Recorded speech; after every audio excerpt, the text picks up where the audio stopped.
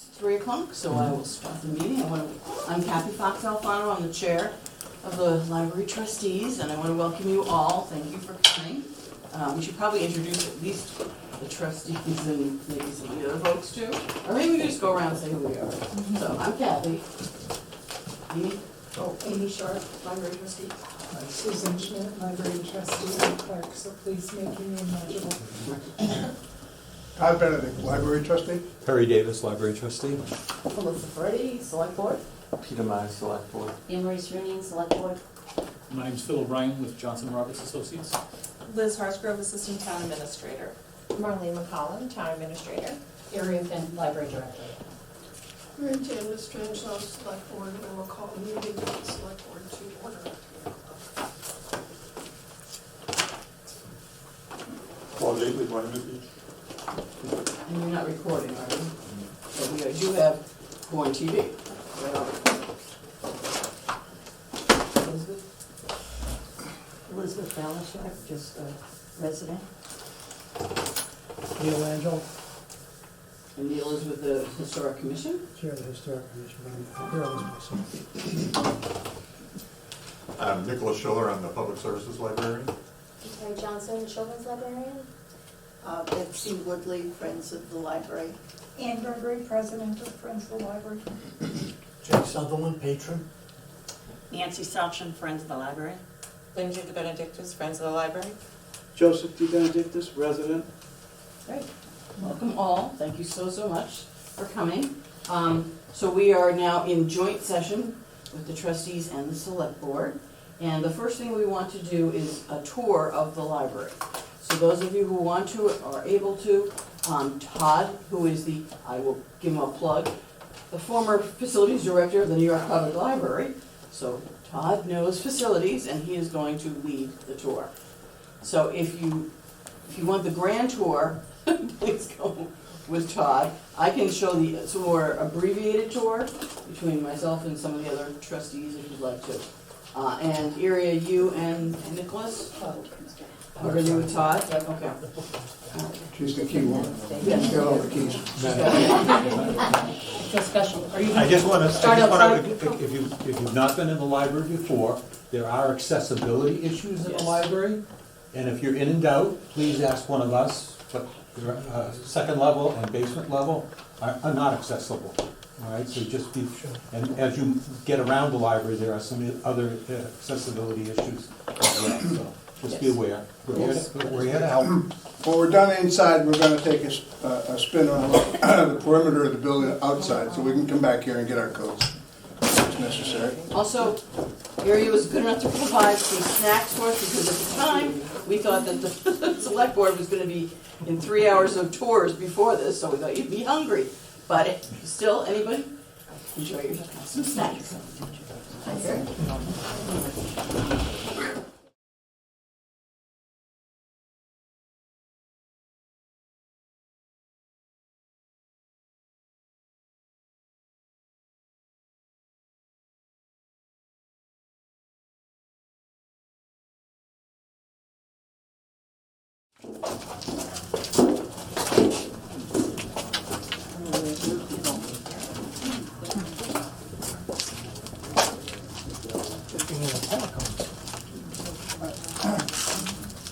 Part of the feasibility study that we're doing, Johnson and Roberts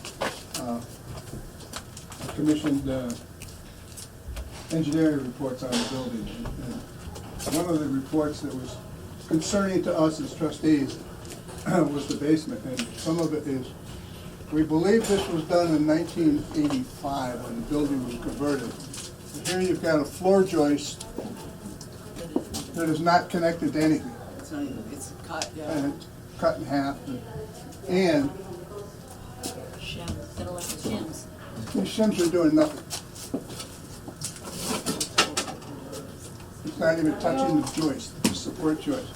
So as we walk around the building, I'm going to point it out, you'll hear it. The floors are pretty spongy, in some spots very spongy. And it's because these are moving, because they're not on the braces. These are supporting the braces. These joists are supposed to be firmly attached to these. And you've got the same thing going on over here. I took my life in my hands the other day and did this, just to see what I was up against. I'm not attached to anything. So, all your spongy floors are throughout the building because of this. Out by our assistant director's office, Colleen, the floor is that you can actually feel it moving. Down here we have our heating system.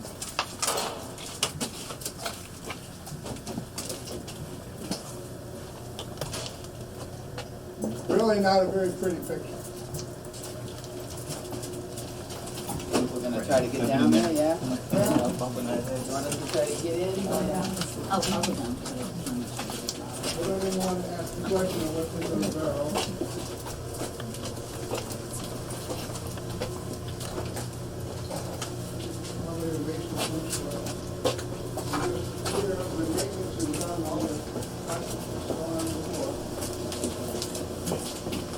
So I don't want to pick on the facility department, because you got a great new facility manager and you've got one employee, so what do you expect the two guys to maintain all the facilities?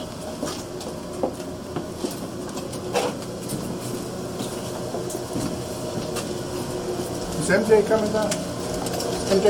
MJ, when did you say this was renovated or worked on? The two high efficiency gas burners were put in 2011. It says it in your report, in the picture, it explains it, but the top says the oil burner from 1886 that was replaced is still in service. So that. Let's sort that all. Paragraph 10. Sort that all. The machinery itself is not in bad shape. It's typical with heating systems. It's usually not the furnace or the boiler. It's the control system. It's all these relays and things like this. There are all these sensors that are up on. Those are usually the problem. I'm not saying they are in this particular case. And you need to be a certified technician to work on this, and we don't have one. We have contractors. That's what we have here.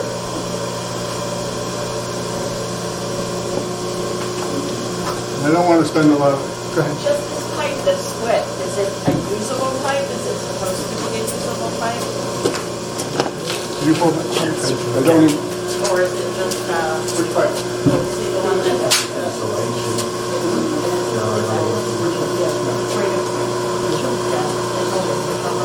Yeah, just an insulating. Yeah, no, and there is no asbestos, right? But it's all plastic. It's all safe.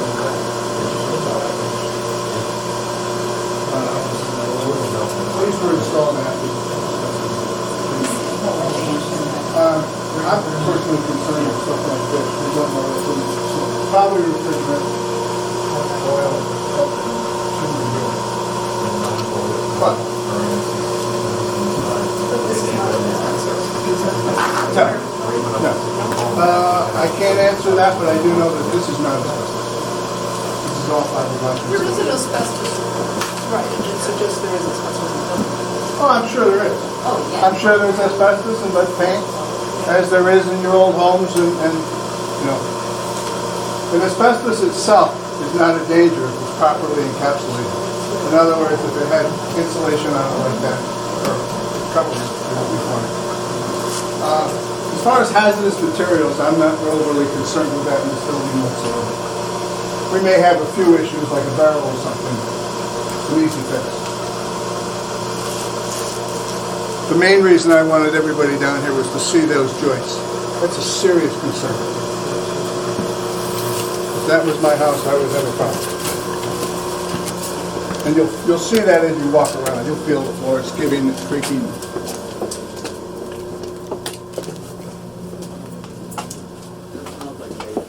Phil, I'm going to put you on the spot here when everybody comes up. Okay.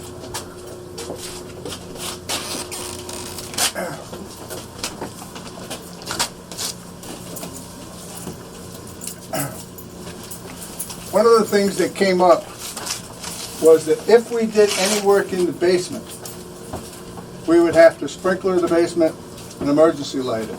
Is this what you're talking about, 15,000 square foot? Right. This is basically equivalent to the floor plate upstairs. Right. This goes under the entire building. So if we come down here to do any work whatsoever, renovation type work? The sprinkler system is going to be required, given the size of your building, and the amount of work that you need to do to it, whether you were just Want the renovating. light on? No, shut it off, Jake, thank you. Whether you were just renovating or not. In other words, if you decided to do nothing, no addition or anything, you just want to renovate this building, it would depend on how much renovation you wanted to do before the code kicked in.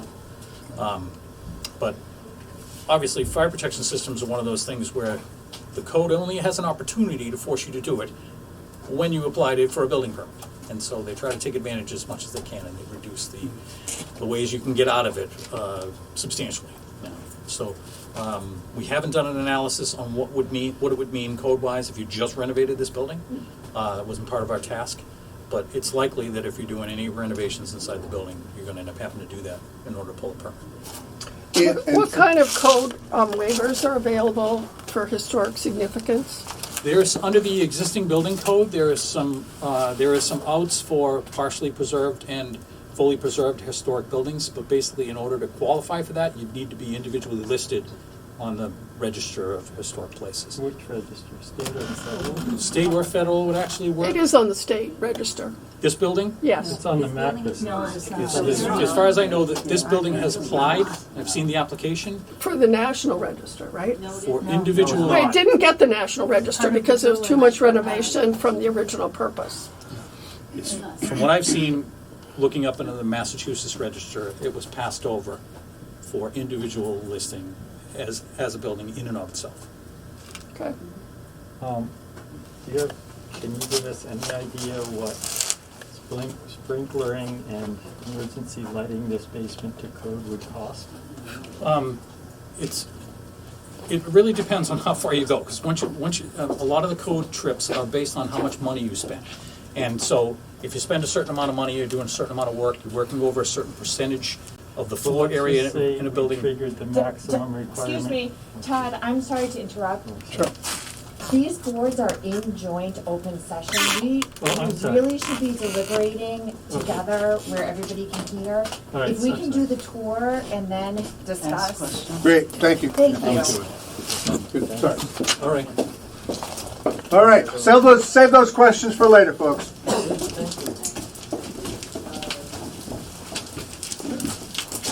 No, you're fine. Very well.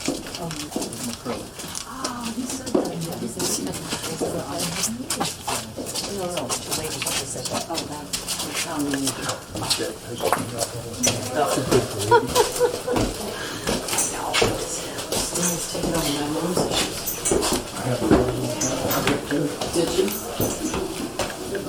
I'm right behind you. That was something. Oh, keep going? Yep, just keep going. She's going like a house and spring it.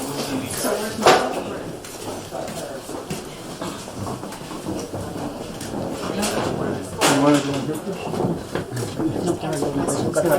My pictures. We'll go right through the young adult, where you did yesterday. No, wait. So Terry. Yes.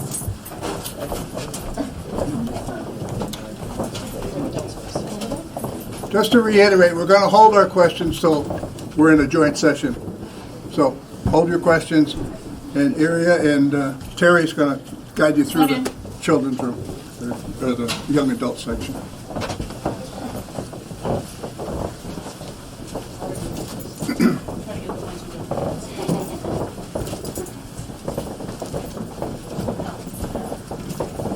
So this is our young adult room. Here are the floors. Not exactly young adult friendly. One of the things, it's not centrally located to the children's department, which is on the other side of the building. Terry is our children's librarian, young adult librarian. She's the person who purchases the books, plans the programs from the opposite side of the building. One of the things is there's no place for them to hang out. If we wanted to have a gaming area that wouldn't impact other patrons. Also, do you want to talk about the collection? So the collection starts at the far end of the building, where the A authors are. This is only fiction, and wraps around this way, wraps around that way to Z, with our graphic novels, audiobooks, and video games. There's no nonfiction housing in this room because there's just not space for it. Our nonfiction is housed with the adult nonfiction. All right, this way. See you at the other side of my department. Hey, Jim. How you doing? I'm good. You're cheating. He's cheating, he went the other way.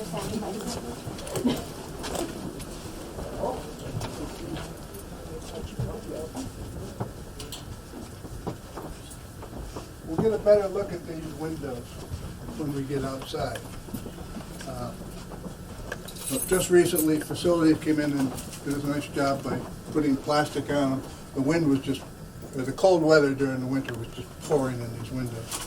And Jeremiah, our new Facilities manager, who in my opinion is doing a bang-up job, came in and had his crew put this plastic up over most of the windows in the building. And if you'll look down, they caulked all the seal openings. But you're going to see something that's pretty disturbing when we get outside on these windows.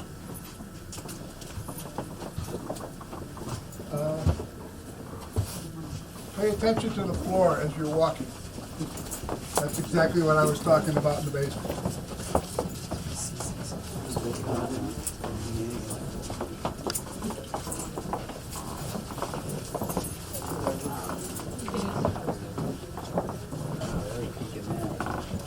This is a roof leak that's Flat roof up on the above. flat roof up above. And we're not going on the roof, and I want to tell you, the roof is in pretty good shape. There's some slate missing on some of the side walls. The roof is in relatively good shape, but there are leaks, and that's one of them. And that's been like that for 3 years that I've been here. I was going to get down the dark alley. Okay, yeah, we can do that. And now we're in the stacks, which probably most of you have been here.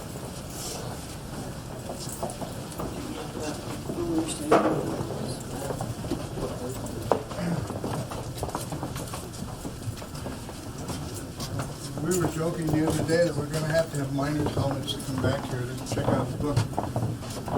The C section here, I was a big Clive Cussler fan, and I stopped reading them because I can't see back here. There's just no lighting.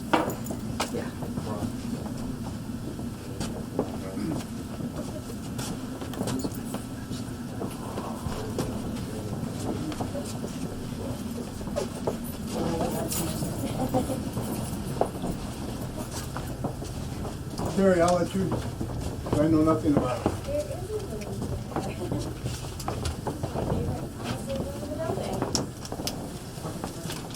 It is.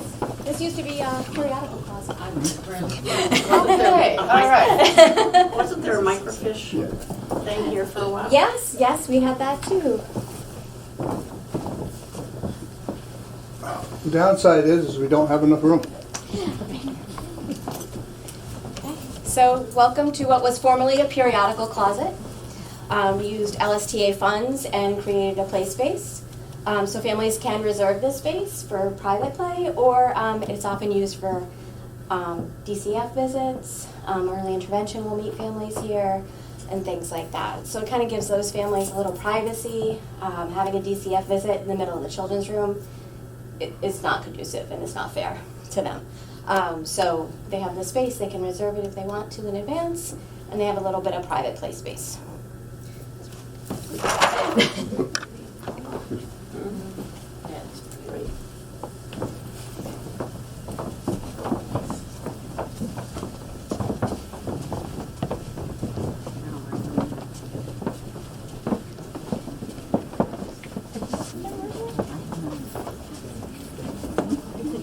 Built with love. Be at the front, that would be helpful. Okay, so this is the children's nonfiction room. It is to capacity, as you can see, and also not ADA compliant. It's tricky to get around that table. It's kind of the only offering or space we have for families to actually use the materials in that room. The other thing is there's no line of sight from the children's room to in here. So a lot of times there's possibility of hijinks. Just Because my background is facilities and not library, I'm often amazed at how chopped up this building is. I mean, look at the small spaces we're dealing with. And that happened, I believe, when it was converted from a school to a library, or vice versa. You know, don't know. Now we'll enter the children's room where we find Judy hard at work at her desk. So I'm trying to get the unfortunately, select board there's people in the also not front. space in the children's room for the new books. So the new books are here. Nancy, can we get the on select your board way people in the into the front? children's I'm sorry, space. select board people in front. We're heading to the children's room. We've So also, the parenting books and new books are here outside of the children's room. Wonder books are the newest thing, and audio books for the kids. we want to come in this way. Step up. Oh, yeah, careful, that's no step. If everybody could step in here, I want to show you some things that concern me as a facilities person.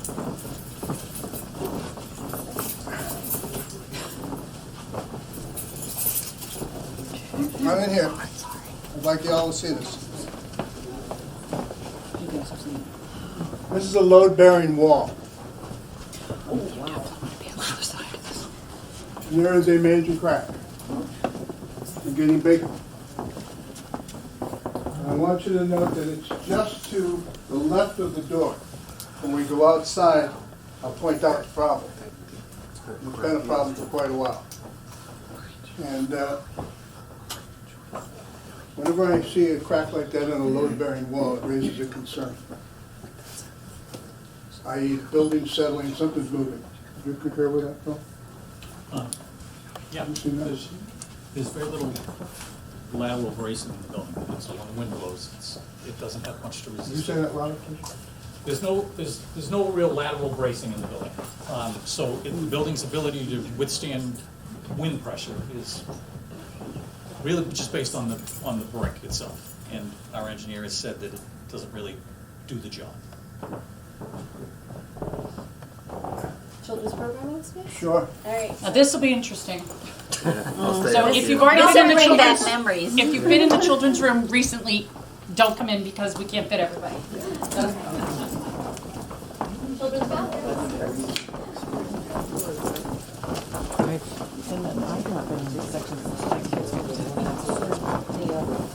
New tower. Cape Milk, yeah.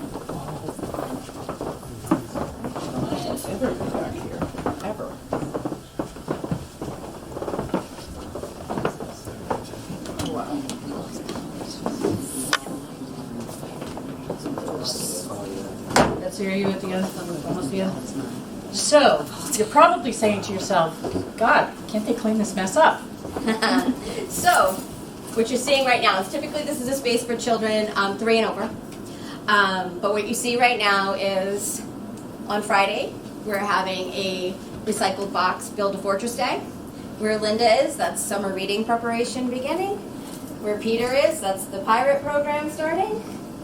Where MJ is, there is the Easter egg hunt is coming. Tonight's puzzle race, and the Friends book sale. So, when we need to program in here, say next Wednesday night when the brownies will be in here, I will be hiding all of this or recycling those boxes by Saturday.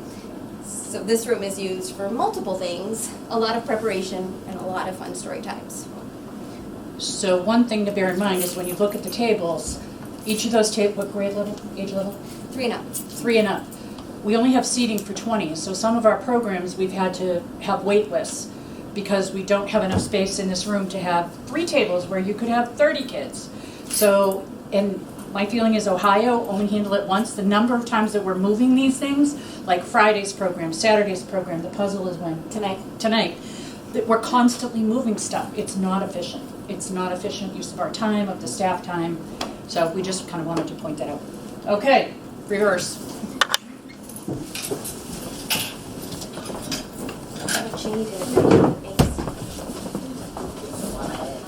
Oh, you know how the egg hunt goes. I have, here down the high school that come over every Thursday. Thank you.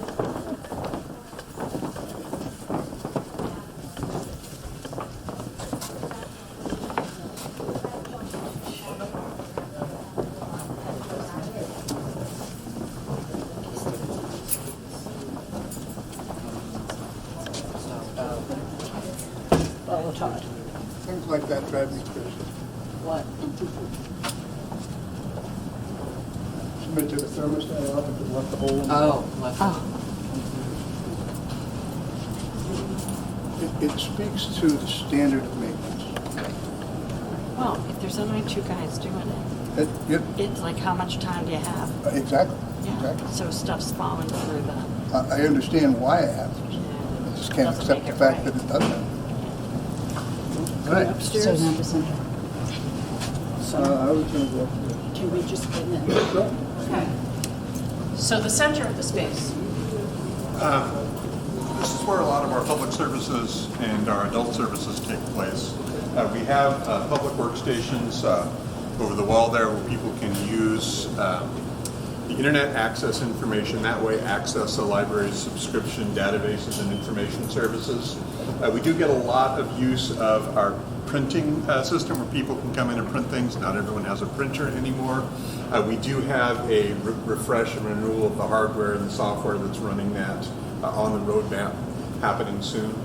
Another one of the major services that happens here is we do one-on-one appointments for technology or information appointments. So if someone needs just a little help to be a little more friendly with their phone or their device or to get it to do what they need, they can book an appointment. We're not really set up to do that in a private setting, but we can sit at some of these tables and take time with people with their technology or their informational questions. I think that's... so the other thing you want to notice is that our collections are a little bit choppy. So if you're a librarian, you know that, like, here's large print, which really should be mostly large print fiction with the regular fiction collection, but we've had to give up some space for the children's department, and because the children's department is busting at the seams for our size population, the size collection that we should have. The other kind of interesting thing that we do is we are constantly moving these DVDs. As I said, Ohio, only handle it once. We are always moving them. We're either trying to shuffle them, downsize them, create more space. I think if it had a fixed home, it would be a little bit more efficient for all of us, particularly when we're shelving or volunteers are shelving our material. The other thing that I forgot to mention, that a problem that we have been looking at and putting a lot of eyeballs at and trying to figure out with our new books, and this area gets most of the traffic, people coming in, they want to see the newest books. Not all of us have a very easy time getting down to the bottom shelf and getting back up again. So we keep trying to find ways to expand the collection and move things around where this motion of coming down to, 4 to 6 inches off the floor isn't something that people have to do in the highest touch, highest traffic area of the library. The windows are up. No, All right, upstairs. okay, we either go up or go down. It's 76 degrees in here as we speak.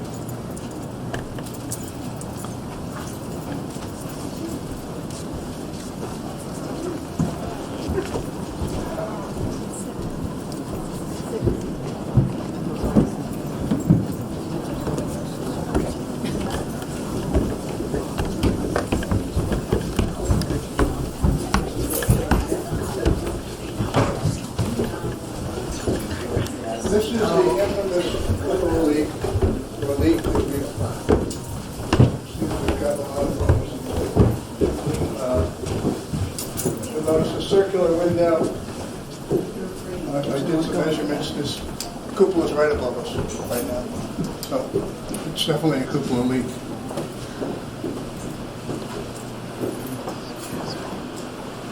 And it's been documented for numerous years. We'll get to it. Want to show them the beams in your office area? Sure, Todd. This is all part of the whole building.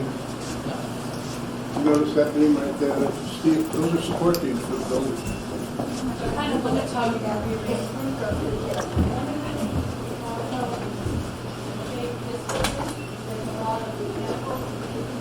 Staff. Nice, but you can, well, you can rack your head pretty good. So when you look at the library building, it's 30,000 square feet. It absolutely is 30,000, but 16,000 is library function. 4 corners of mechanicals. The other thing that Todd probably wants to point out, but he forgot, is that you can see outside. So along there's like a little bit of light. Yeah, careful, watch your step. Okay.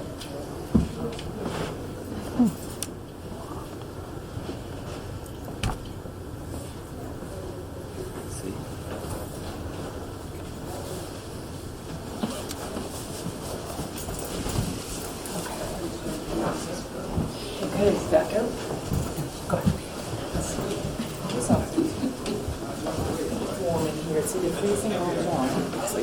I'm just showing the 15,000 unusable. Have you ever seen an unusable? Okay.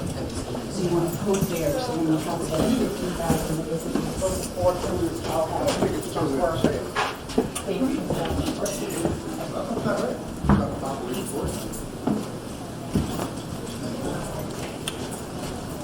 And if we walk around real quick, we can get a quick look at this, a little bit of the roof, but not much. So you can see from here, some of the slate is missing, and it's not a major concern. You can see a door falling off the hinges over there, right in the cold area. It's an old building.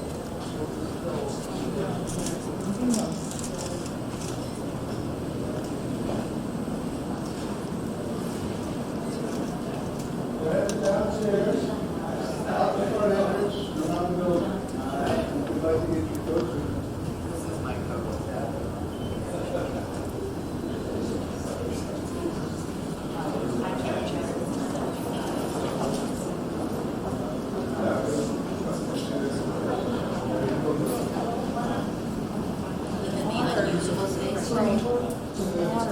Oh, yeah, this pitches towards the building.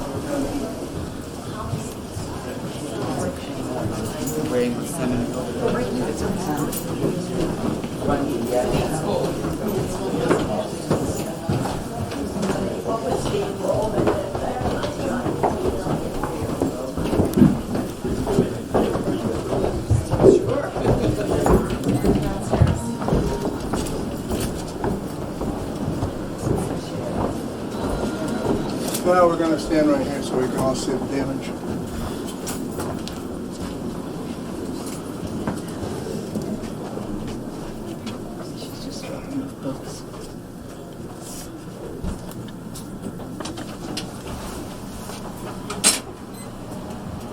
Come on in. Oh, yeah. So we don't feel safe at home, but we're okay. It's a tour. Yeah. Put it down. Just take, as you walk through, just note the water damage that's here. Water is the bane of all these buildings. Water is your enemy, and our enemy is amongst us. So pretty bad. This is what the public sees when they walk in our public library. We've got this whole thing right here. Got a wire hanging here on the.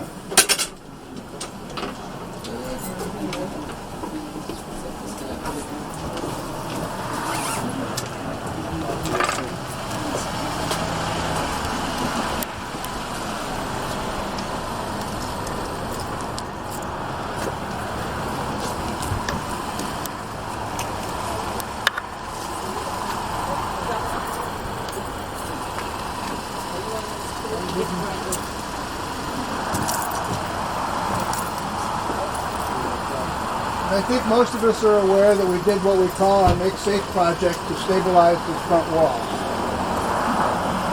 One of our engineering reports that Marlene and the town administrator's office had done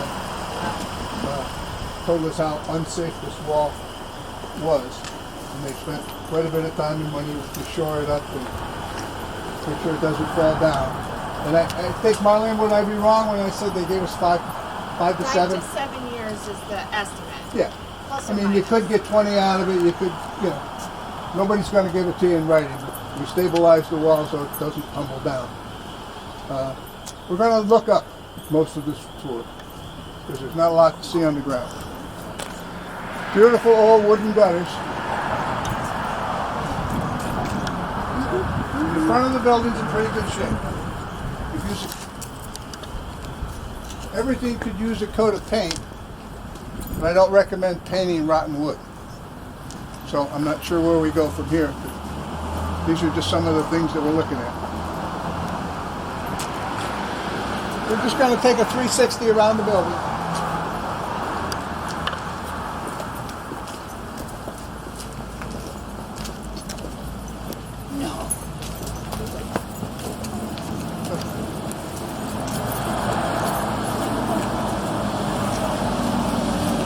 Things like this going on, I have no idea what those wires are. Probably security camera wires that have been cut and just left in place. Cable TV.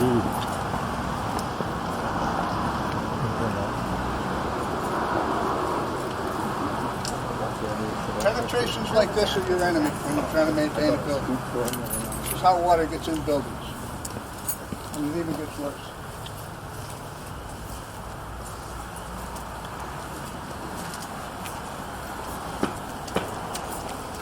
Remember when I pointed out that damage, that crack in the children's room? And I said it was going to be the right of the door as we looked at it here? Erie and I did this mock tour the other day trying to figure out the route we wanted to take, and it was pouring out. We looked like two rats out here. There was no water coming out of this gutter. But there was water coming out all around it. This gutter is clogged solid. Or it could be all these gutters, I don't know. That is right where the crack is. Water penetration. Water penetration for lack of caulking. Everywhere you look.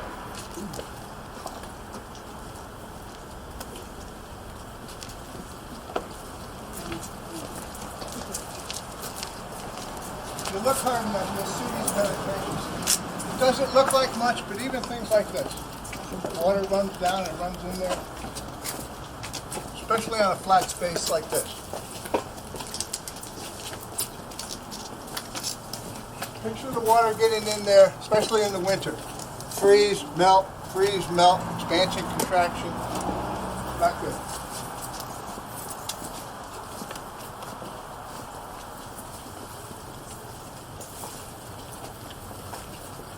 And I wouldn't even venture a guess to see how much these wooden gutters would cost to replace.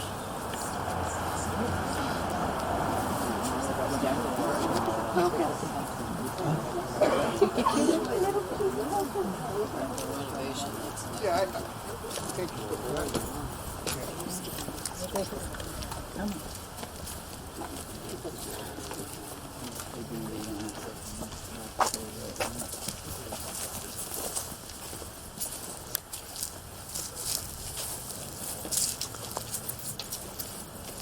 Where does the water drain that's in that flat roof? Where does that go? That roof is pitched towards the building. It's pitched towards the building. That's not flat, that's pitched right towards the building. Right, so where into does the that, upstairs. where does that run down? No idea. It runs, Because that's what I said, I said all the water's coming. it runs. I don't know. Any old-time residents remember when these storm windows were put on the building? My concern is they were mounted, whenever they put them on, they were mounted on rotten wood. So to restore these windows, all this wood has to come out. So it's not just a matter of replacing the window, replacing the whole frame. The only issue we have is at Town Hall, when we had those windows restored, even only a few years after they were done, you still had issues with the efficiency. You still had air and stuff coming through those windows as well. I harp on water all the time because it is our bane of maintaining a building. How do you think the water's getting in the building? The knife just went in 3 inches. That water's just getting in behind everything here, freezing, thawing, over 100 years, and here we are. That's where this problem comes from.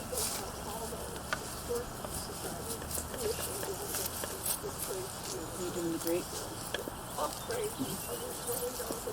Yeah, we will. pretty obvious not a lot of work has been done on the building and the defensive facilities. They only have two guys, I think, maybe three. This green is probably a pretty bad safety hazard, especially with children playing in the back area. I know I wouldn't step on it. And some of these things are not critical. They're relatively easy fix. But if you add them all up, it's a lot. A lot of work, a lot of money, a lot of effort.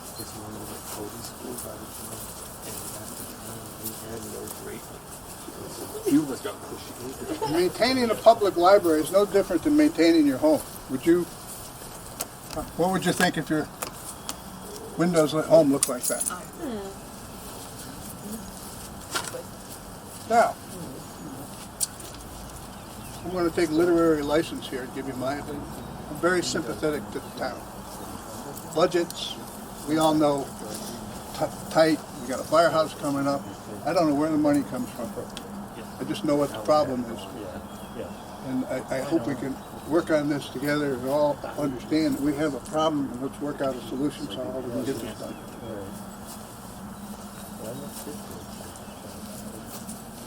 And that's pretty much it. We got one more little stop on the grand tour.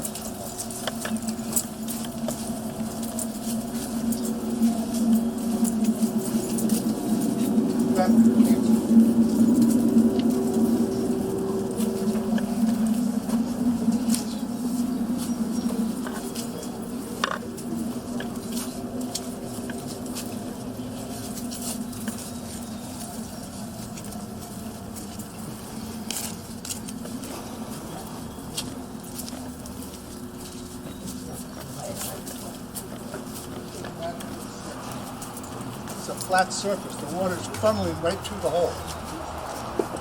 These are simple fixes, folks. They're simple fixes, and yet we're unable to get them done. Yeah, I noticed that rot. Yeah, it's beautiful gutters. But They were at one point in time. Yeah, In their day, they were beautiful gutters. this could be made better with bubble gum. Anything to keep the water off. There's a whole group that didn't serious. They've heard enough. Shown enough. Then you've got the issue of parking. Ball field. Well, there's storage issues. We can take it. The shed, it molds. We had put tables in there, they came out molded. You couldn't use it. And so we have a shed that can't store anything. Yeah. We have a major storage problem. We don't have any room. There's no storage rooms in the library. We didn't even go in the back section. No, we haven't. Want to go and take them right through Hazel's area? No, I think they've reconvened. Good.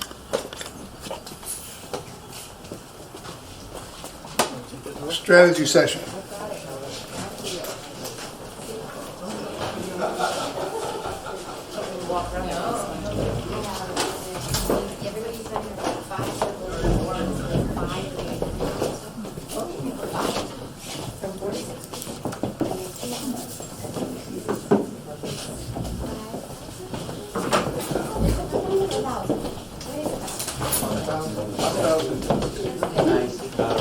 That was nice. Yeah. I think it's 1,000. I don't know. First came on 45 years ago. Successful like every 3 days.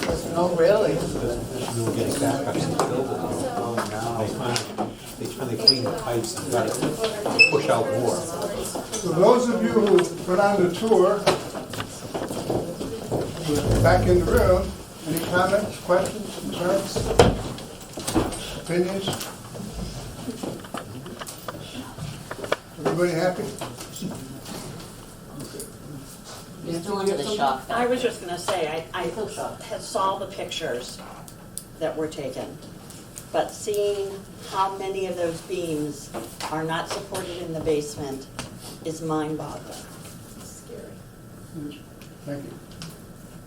Well, I just have the same question, which we got half of an answer to downstairs about what it would cost to sprinkle, and instead of worrying too much about, well, you could, depends on how much you have to do, just let's say we went to full bore, whatever the largest that might get triggered, sprinkler and the lighting you're talking about, really rough estimate. I can tell you right now, we're not there yet. I'm not an estimator, and I would have no idea with 15,000, if in fact the number is 15,000, how much piping, labor. Right. I mean, if guys had to crawl through those crawl spaces, your labor's gonna take them a half hour just to get to the other end of the building. I don't know, and I wouldn't even want to ask Phil. He's probably going to give you the same answer as I am. We don't know. It's not a fair, a lot. It's about the best I can give you. That'd be fair, Phil? Yeah, I think it's fair to say it's gonna be a considerable amount of money, but what goes along with it is the decision to either use a dry system, which costs more money, the pipes are dry, or to add heat down there, and some ventilation so that the pipes don't freeze, because it's a temperate space, but there's no guarantee against pipe freezing down there. So, when you're talking about a sprinkler system, it doesn't come along by itself.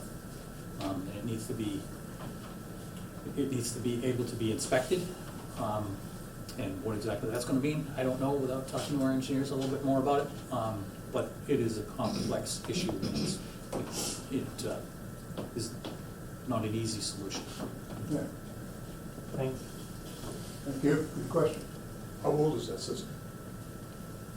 Which system? What are you talking about downstairs? You don't have. We're talking about the sprinkler system. We don't have a That's what sprinkler we're saying. How old is the heating system? 13, 14 years? Yeah, somewhere in there. There's 80, Yeah, something. 11, I thought. There's been a couple of different changes in the heating and HVAC system over time. The majority of the system was done in the 80s, so it's about 40 years old. There are some elements of it that are done more recently. The most recent was the replacement of the 2 boilers, which was done in 2011. It was about 14 years old.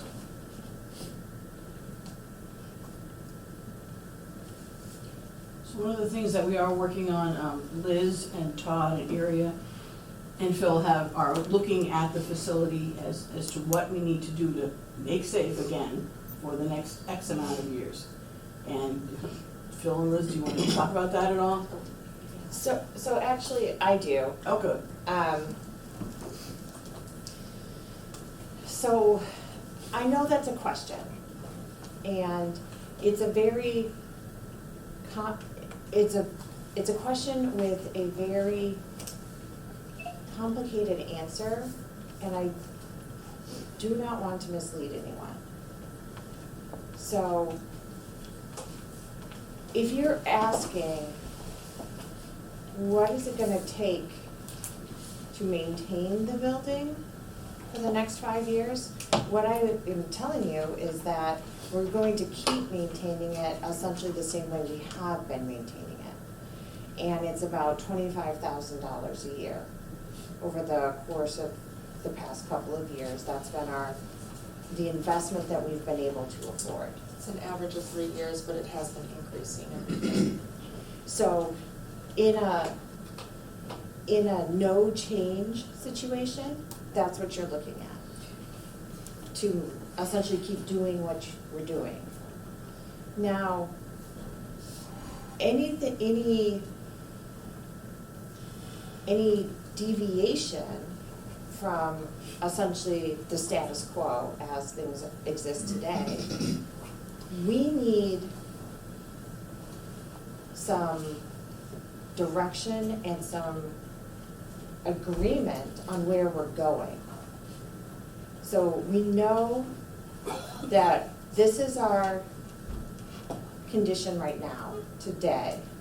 And if the request that ultimately comes out of these discussions is to bridge you to 5 years from now, we need to know what the longer term plan is. What is your end goal at that 5 years? What are we bridging you to? Because if we're bridging you to just keeping this building as is, that's one scenario. If we're bridging you to a new library, that's a very different scenario. And those will entail different decisions along the way. So there's no way for us to say what you're going to need in 5 years. We could make something up and it would be made up. And I don't want to mislead you, and I don't want to just tell you a story, right? I know that I know that in the next 5 years, we are going to have to replace your chiller. It may not start in June. I know that. Now, if we replace the chiller, that is one component of a much larger discussion here. Do we put a new roof on the building? If you put a new roof on the building, you are essentially saying you're in this building for the life of that bond. You're in this building for 20 years. So if we're going to start talking about projects that we're committing to a bonding time frame for, then that's a discussion everybody needs to understand with your eyes wide open. What are you asking us to do over the next 5 years? Are you asking us to hold it together and keep the doors open? Or are you asking us to, over the next 5 years, to make the library permanent in its current state? So until we have a better idea on what your end state is, what your objective is, then I know how to ask the questions to our consultants. Right now, Johnson & Roberts is under contract with us to do a feasibility study with a very specific scope. They are not under contract with us, and nor do I have the authority to modify that contract to ask them to give us a 5-year plan. A 5-year plan to what? So that is a question that I need a lot more information on before I can answer it. So what would you like from us if we as a group, as a trustees, feel that we want to go for a new library? We've been working on the feasibility study. We're going to have another public engagement meeting in the near future. What do you need from us? I don't need anything from you. Okay. This is a discussion for you to have and to make decisions. Okay. I was under the impression that that's where the feasibility study was going. Tell you what we wanted, what we needed. Exactly. That's We and the exactly town. what the town voted for, to expend monies to have this study to make decisions about the future of the library. So that's the track we're on, as per the will of the people. And it's been very community-driven, a very robust community-driven process. We need to finish that process. And at the end of that process, we need to take what's necessary to make the next steps, right? So, given what we know now, I think it's important to finish the feasibility study, and what that end result is going to give our direction on what the next steps are going to be. And according to this feasibility study right now, it's a new library. I think that's really important, to not derail or deter from the task at hand that the people have voted. Well, I'm hearing two different things now. What you're saying is true, and what I've been doing for the last 3 years is the feasibility study, right. the strategic plan, Mm-hmm. and here we are. Yeah. We had 2 proposals in that we approved. Well, we're not finished with the study just No, yet. we're not finished with it, but we had 2 proposals, A and B, if you will. I don't know if the word proposals is correct either, but Concepts. Concepts. And here we are, and now I'm hearing something different, that Do we want a stopgap in No, 5 you're years? not hearing No. anything different. You asked me the question, what do we need to do over the next 5 years? And I can't answer that question until you tell me where it is you wanna go. I've been on the library trustees for 5 years. Some of you know that I spent 23 years as a school superintendent. The biggest difference is the school committee owned the buildings. Technically, they had control. This library really belongs to the town of Bourne. The trustees is care and maintenance, but everything is, this is a town of Bourne decision. It is. Which I, hear you, Marlene, this is a decision that can be driven by the trustees to support and by the select board and the town meeting as to where we need to go. There are 3 elements to moving this project forward. Right. The trustees have worked diligently in their due diligence, particularly over the last 3 years, to bring to the attention of the town, and the town has supported funding for a feasibility study. We don't have the technical expertise. Correct. We now have a company that's identified, if you will, the strengths and weaknesses of the building and have given us a sense of a 100-year-old building. Right. Remember, it's a 100-year-old building that we need to look at in that context in terms of where we're going. Marlene raises the question. You don't want to put excessive amount of money into this building if in fact you're moving towards building a new library. All right? But at the same time, health and safety dictate that certain maintenance and repairs have to be done in order to maintain the building. So I think at this meeting, we have a collective process here between the select board and the library trustees about presenting something, moving forward to do that. And we're so far away from being able to cost it out or but we just have to move forward. Treading water is not an acceptable. Well, correct me if I'm wrong, but at the end of the feasibility study, we will have numbers. Yes. Yeah. Yeah, But we which don't is have. important. Estimates. We'll have, right, estimated Estimates. estimated figures, but. Are people gathering my thought process here? The 6 members of the Board of Trustees, 5 members of the Select Board, this is a community decision. Absolutely. To which the 6 members of the trustees were elected for care and maintenance, and the Select Board is in charge of all facilities owned by the town. And, the town administrator, you work with the direction from the Select Board and the town meeting, all right? I used to say as a superintendent, I didn't get my job because I had a printing press in the back room to create money to fund the schools.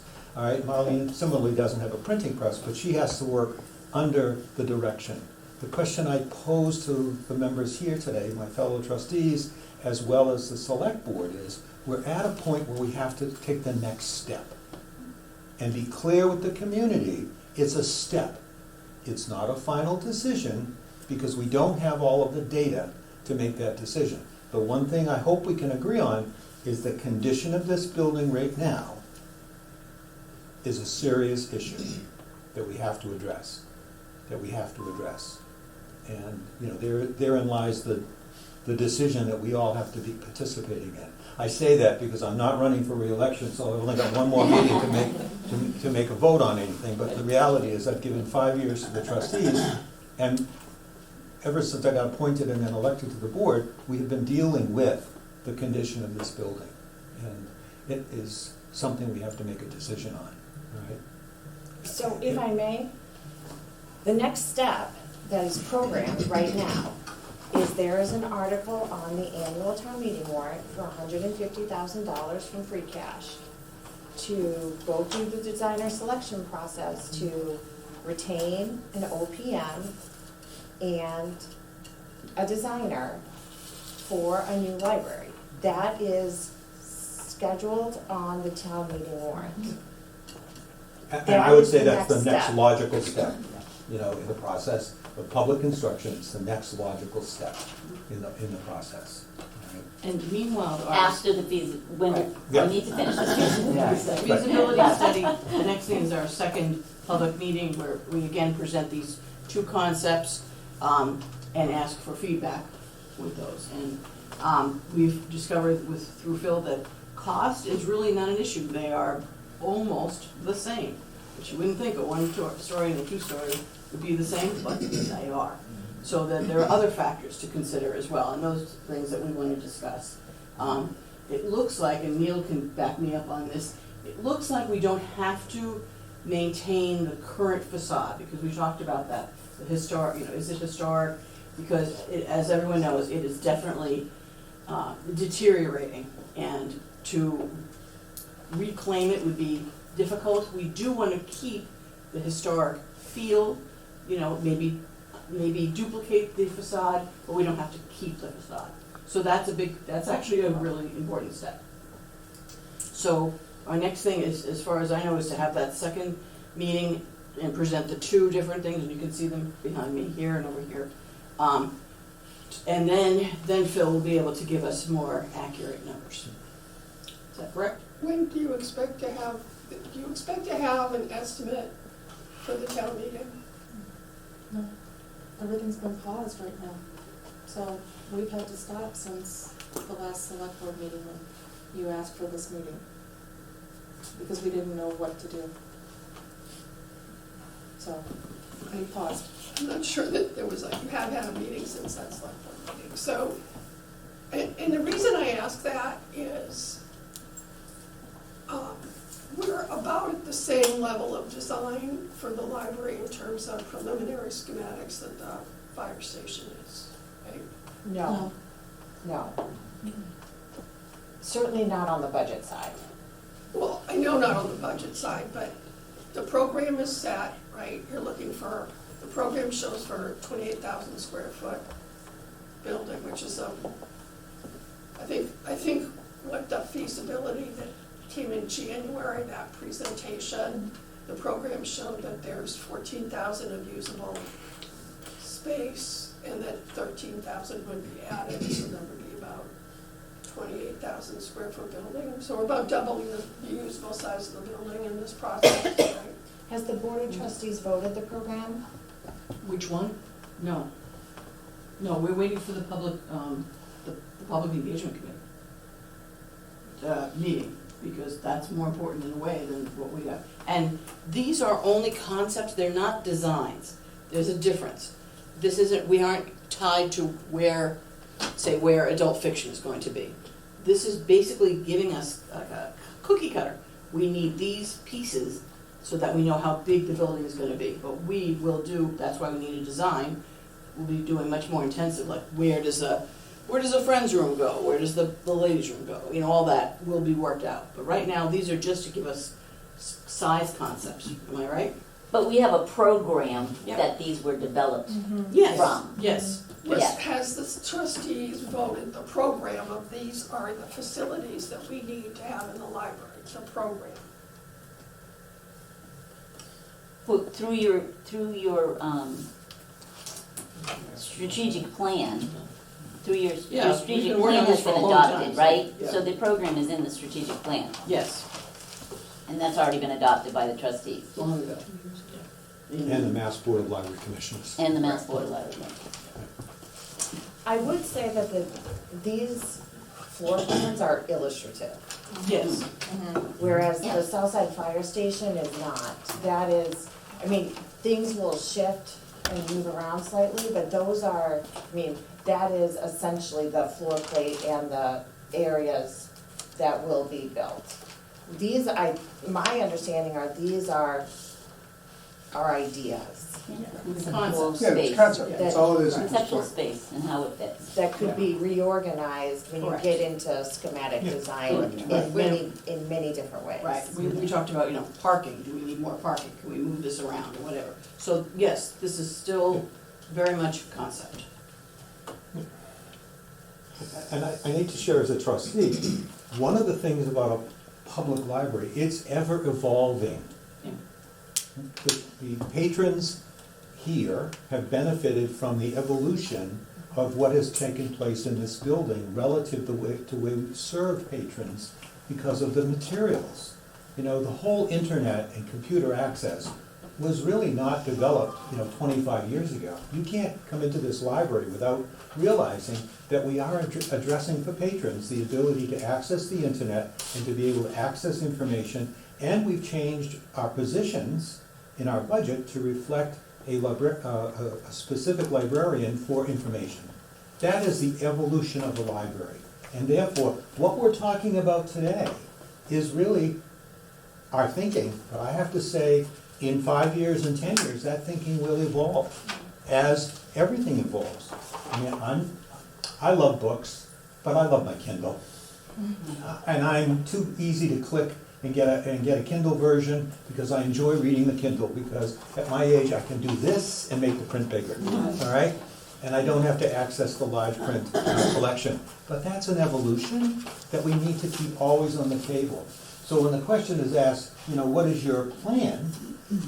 It's always with the caveat that this is going to change. As the evolution of technology changes, as the evolution of information changes, and certainly the print collection will always be a part of the library, but I have to say probably in the next 10 to 15 years, print is going to become less, because we're all going to have better access to information on our devices. All right? Well, a lot of that's data-driven. But I'm simply trying to reinforce the point that the library that we plan has to be flexible for the future. Flexibility is the key And word. it's important to look at a concept design and recognize one of the challenges for an architectural firm is to present us with something that is not so fixed that it can't evolve into other space as it comes available, and to meet our needs relative to that. I remember in schools when we had to wire them for computers. We had to wire them down the hall, with the conduit and whatever. Now when you build a building, that's all behind the walls. That's all behind the walls, and in fact now it's wireless. I'm getting really confused. There was a feasibility study, or feasibility committee meeting at the beginning of March, and there were two concepts, a two-story concept and a one-story concept. I'm pretty sure that the two-story was, I want to say 26,000 square feet. I'm not exactly sure what the concept was for the one-story. So at the feasibility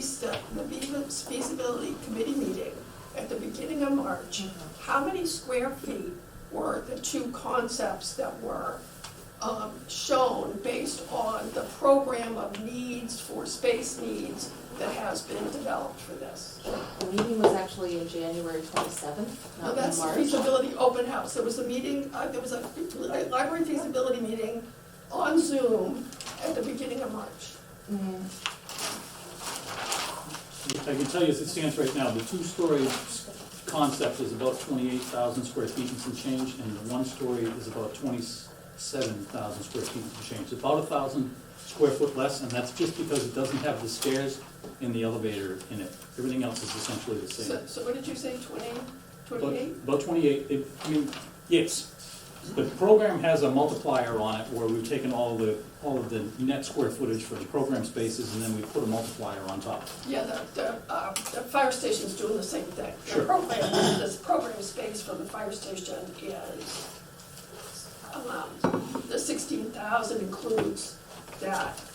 That multiplier. That you have like 30% that's like Sure. hallways and walls and. Right, non-program space. And so a Right. two-story has the same amount of programmatic square footage in it, but it needs a little bit more room in order to fit the stairs and the elevators in it. So that makes it about 1,000 square feet. Two stairs on 2 floors, plus an elevator and an elevator machine room, it's about 1,000 square feet. Okay, so we're looking at, to meet the program needs, we're looking at a 27,000 or 28,000 square foot building, right? What's the average cost for like libraries per square foot? And you're asking me what a... Like, what is the project cost? And I mean, the Belmont Library a couple of years ago was a 40,000 square foot building. The cost of the building was $39 million, Yeah. 39.5 million. So, because that's not just the square foot of construction, it includes the soft costs, includes the demolition, includes, Sure. and having a space where you're, because that's tear down. So, I mean, Are we looking at $1,000 a square foot? I mean, are we looking at a $28 million building? I can't tell you if it's $1,000 a square foot. There's a lot of different factors that go into that. Site work is a big one. Site work is one of those things where, regardless of how much site you have, you kind of squeeze it all into the square footage of the building, and so more or less site work can really throw those numbers off. We haven't bid a building in over a year, so I don't have any current numbers for you. But the last time we bid a building, the construction costs came in at about, well, we bid a couple of them. They came in at about $750 a square foot to $800 a square foot. Plus all the other soft costs. Plus all the other project costs and so forth that go along with it. I don't have anything recent that I could ballpark for you. In my experience, it can become complicated pretty quickly, and I know that if I give you a number, and then I get a cost estimate, people are gonna be disappointed that I was either high or low when I guessed, so I'd rather not. It's really early, but we're talking about a $30 million building here. We're talking about a $30 million project. And here's my concern for the town board. We have $42 million in debt right now. This town meeting, we're adding $49 million if everything passes. Next year, if we put a $30 million library and a $12 million transfer station at ISWM, that's another $42 million. The next year, we're talking about tripling our debt in 3 years. We're talking about asking voters for $18.8 million for a fire station this year, and then turning around next year and asking for $30 million for a library, because we're not waiting for the library grant. So, because we can't wait for that, and we might not get it, and for other reasons. But I think when you go to town meeting this May, and you ask for $150,000 for an owner's project manager to move forward with a library project that without a library grant is gonna cost the taxpayers $30 million, I think you need to be transparent about that. I think that people need to know. $30 million is not the number. We don't know what the number is. Right. You're guessing. Okay, so 25 million, 20 million, I mean, there's a ballpark. I mean, if the construction cost for 8,000 square foot building a year ago was 750 to 800, and then you add the soft cost for design, and then you add the demolition costs, and you add the cost of relocating library services while you tear this building down and build it, I can't see that you're gonna come up with much less than 30 million. My other question is, what will it be in 5 years? It will be even more. So it will be 40 million, I don't know. So I am very uncomfortable with people saying this is gonna be 30 million. We don't know that. We should be talking numbers. This is speculation. Right. Yeah. And it is not gonna be ready for a ballot question next year. Okay. It's not gonna be ready. At least 2 years. Well, fiscal year 27, it's all in the capital plan for fiscal year 27, which is next year, as a TBD for the library project. If we're ready, but that capital plan is not written in stone. It's a working document. It's a working document. There's a lot of fat to be turned. Right, we have many questions. Yes. My other question is there anything else the town needs from this building? In other words, do you need a bigger conference room to hold more than 100 people or whatever? We haven't talked about other uses for the building besides just the library. And I think that's a discussion we have to have as well. Also, I want to look into other grants because we know they're out there. So any money that we can get. Also, I want to start a foundation that the trustees can be part of to get more money from corporations, from wealthy individuals, from not so wealthy individuals. I think that will also be part of the community spirit to make this go forward. So those are all things that will help us along that path, and the OPM and design will just help us to continue our work. We don't want to be dead in the in the water in a few months and say, well, we have to wait 2 years now, and as prices go up. So No, I'll tell you what the OPM and design will do. Yes, tell us. So we need You need this OPM in design, because though that team, that design team, will know what will help you bridge to when you are ready for construction. So if town meeting says, hire this OPM, hire this designer, and town meeting puts you on the track to building a new library, then you have a team who's scoped to help you when we need to replace this chiller. They can help you design and install a chiller that will serve this building, that will have an eye towards, is this something that can we then also use in the new building? I can't promise that's possible, but we can at least have an intelligent conversation about those things. Right, right. And a solid directive for this Right. building. Yeah, and professionals. With a dollar value. Yeah. Can I? Sure. This is a we project. I said before, this is a community project, because the trustees brought this forward, but the feasibility committee was formed under the town administrator for the charter. So we've got. That's not true. No, I'm trying. This is appointed by the trustees. Yes, They yes. were appointed by the Yeah. trustees. The feasibility, But, voted by the town. I get what you're getting at. but the decisions about who we hire and how we go through it is a we. It'll be a building committee. Yes, yes. Yes. Thank you. Yes. So it's, the reality is the next step is really to have a formal building committee to move into it. The next step is getting money for OPM Yeah. But when you design. get the money for the OPM, would you then That move to a triggers- building? That triggers the building That committee triggers the afterwards. building. Yes, a formal Okay, that- appointment of a building. I just Yes. want people to Yes. understand, this is the limited authority of an elected board of trustees. It eventually comes back to all of us. When I say collectively, the select board, the trustees, the town administrator, and the community of Bourne.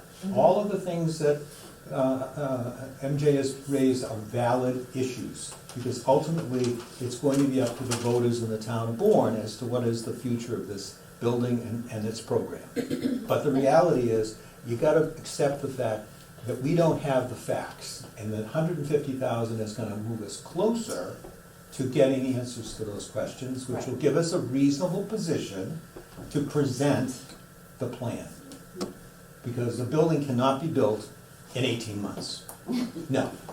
But the library can't shut down for 18 months or 2 years. It has to stay functional. And that we've got a lot of decisions that have to be incorporated into that time period in order to keep this facility functioning. All right? So, again, I collectively use the pronoun we, because this is a we project. And it's not the trustees, it's not the select board, it's not the town administrator and the community, it's all of those elements that are invested. John, are you done? Yeah, sorry, I'm frustrated because the authority of the trustees is somewhat limited, right? Is somewhat limited, right? Peter? I think for transparency, we owe it to support the request for the 150,000 for the feasibility study. We need to go with design and OPM so we can actually see what actually we need to do to make this project successful. And it will give us an eye opener towards probably the condition at this point as well, and say, we can't go forward with a building like this long-term, with this building like this long-term because of the condition that it's in, without making some real hard decisions. I think when it's all said and done, a new building is a lot more efficient and will be a lot, because you're probably gonna pay less for a brand new building than trying to retrofit and fix this building. That's very true. So I think we owe it to, for the taxpayers of the town and for the patrons and staff, that we go forward with the article. It's important, the article for the $150,000, and just in knowing that it's not gonna be ready for a ballot question for at least 48 months, probably maybe even longer than that. But I'd rather know and have the information up front, so we're further along, so when we go and ask for the money, we have the information there. Because I don't want to go there and not have all the answers. So I'd rather get the OPM on board. I'd rather get the building committee on board, and just keep on, and get with the positive momentum, so we get there. But it is going to be expensive. There's no question, nothing's cheap, and the longer we wait, the more expensive it's going to be. That's true. And just so you know, there was a Plan C, or Concept C, which was to take this building and renovate it. And strangely enough, that is the most expensive thing to do. Do you want to talk about that, Phil? Essentially, the reason is the difference between the usable square footage and the non-usable square footage in the building. It's about half and half. The whole building, including the attic space and the crawl space, is about 30,000 square feet. So you still have to renovate all that space minimally. So fire protection still needs to happen there, minimal heating, emergency lighting. There's a bunch of different things you're gonna need to do. And they're not as expensive as what a renovation of the occupied space will be. But because there's so much of that square footage there, that's really what tips it on this building. I mean, if it was just a straight addition renovation, the numbers probably would be a little closer. But the amount of square footage that you have to renovate and that you can't really use is really what pushes that one over the edge in that scheme. And if I can, you made the point in the presentation, under the Mass Building Code, if you touch more than 25% of the value, everything has to come up to code. The existing building code has outs on certain things. Right. But depending on how far you go. If you're gonna renovate the entire building, you're gonna be into it. Yeah, but I mean, that's a tipping point in cost. Yes, Yeah. but they all vary a little bit. Right. The handicap code, for example, is 30% of the assessed value. The building code has different criteria and so forth. Some of it's based on square footage. There's a lot of different rules that kind of interlock. But I remember the presentation, when we talked about a total, this building being revamped, it touches some of those code issues, which you then have to address. Yes. Yeah. That was our first thought, was Right. just to keep the building and expand from that, or fix what we've got. But it turns out to be much more expensive than it. That's why it dropped off. And paying for maintaining space that's not usable. Correct. All that is Correct, exactly, yeah. So yes, a new building, no matter what we do, is gonna be much more efficient. Hopefully it will be a green building, and it'd be more flexible going into the future. So going for the OPM, you are going on a track that will not be using the library grant program. We don't know that. You don't know. Because just like we don't know if there's going to be one, we don't know where we will be in the time frame. So yes, we're gonna look at all of our options. I'm not saying we will or we won't, because we can't. Well, under the current program at the library, the OPM work will not be eligible for the planning process. You will have to repeat the planning process under the library grant. We understand that, but we feel that we will be certainly down the path, and yes, we can, if we reapply, we can always tweak that, that plan as we learn more and more, so I think the work we do now will not hinder the work we do later. We'll just keep learning from it. Hinder or be repeated. It won't be It's directly not gonna be a repeated. duplicate of the same thing. There's Right. still gonna be more, and who knows, maybe the desires of some of the spaces are gonna change in the final rendition. They may And it's a decide- big if. It's a big if, right? And then where are we, if we're looking, if we don't get that, if that's the decision and you go that route, shovels go in the ground, if we get accepted. I mean, and if we don't, do we wait again for the other round? We're looking at 10 years from now.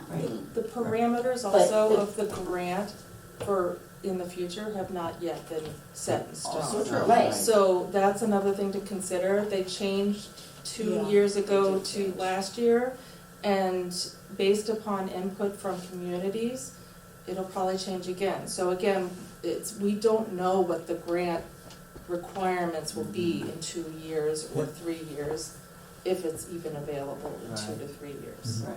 And then, And and then we're not poised to take a next step with a building that's, We're assuming that that Yeah. is a requirement. right. And the current grant, which I guess you can call it the 23-24 grant, which is now, people are starting to get money, whatever.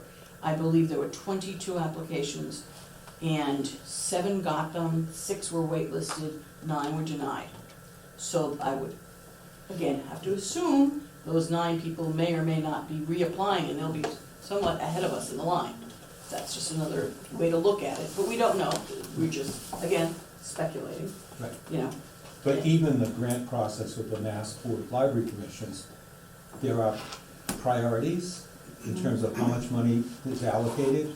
They have to fund the urban They have to fund rural and the rest of us. So, some people can be on it for a short time if you happen to be a rural town of Western Mass, not picking on them, but the legislation says you have to fund a rural.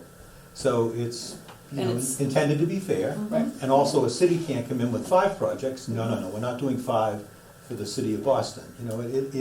It has its issues, but again, where you fall, happen to fall in what I would consider the largest category of communities competing for this money. Right, so there's small, medium, and large. I Yeah. think in terms of size, we're medium. Yeah. But, and they do tend to, you're right, choose some of the small ones because, well, they're low-hanging fruit, so they don't cost as much. Start with your elected leadership at the state level and start explaining what your goals are, because they're the ones that put the money, that set the budget. So get your legislators on board. Right. And let them know that this is a priority for this community and the reasons why. And recommendations from the select board and the trustees go a long way towards our elected leaders, as we elect them. True. So let them hear it. All right, do you have a motion, Peter? I'm sorry, did we jump on you? I'm just talking. Okay. Because the $150,000 as an article, the select board will have their official, We'll have their vote on meeting. the article. So it That's would be the inappropriate to April say meeting? that today, but I think the hearing going around the room, I think it's pretty, not say unanimous, but I think the support is there if you went around the room right now. But help me with town meeting. Does the Board of Trustees really have, can we take a vote that's official, or is it in support of? Help us with that. Help me with that. Well, the article is on the warrant currently. Sponsored by? The Capital Outlay Committee and the Select Board. Okay, so we're not named in the article. You're not, but you'll need to be at town No, meeting. but Oh, we'll be there. I'm looking to try to, how to get a vote, to support that. You were on the library trustees were on the application, the capital application. Okay. So the capital article was sponsored by the trustees, sent to the Capital Outlay Committee, supported by the Capital Outlay Committee, and placed on the warrant for the Select Board's future consideration. Okay, so what I'm hearing is, we just need a little more guidance before we take a vote, so that, we don't end up with a vote on record that we should make sure it's got the I dotted and the T crossed, if you will. Well, at this point, I don't know what vote you would need to Yeah. take. Okay, then advise us of that, and we're fine with that. Yeah, we already did it. What, you voted to move, Yeah, support the recommend. article, Yes. recommendation to capital outlay for an article at town meeting for specific to OPM. Yep, if that vote was taken by the trustees, you're good. Yeah, okay. But if you want it on record, Well, no, I can, anyone who presents the article will we're in full support. I think that's obvious. recognize that. Do you think it'll be separate from the rest of the capital outlay? Yes. Yes. That all Yes. councils are, Each yeah. thing will be. The draft warrant is on the website, you can look at it. This is all of the building projects are standalone articles. Okay.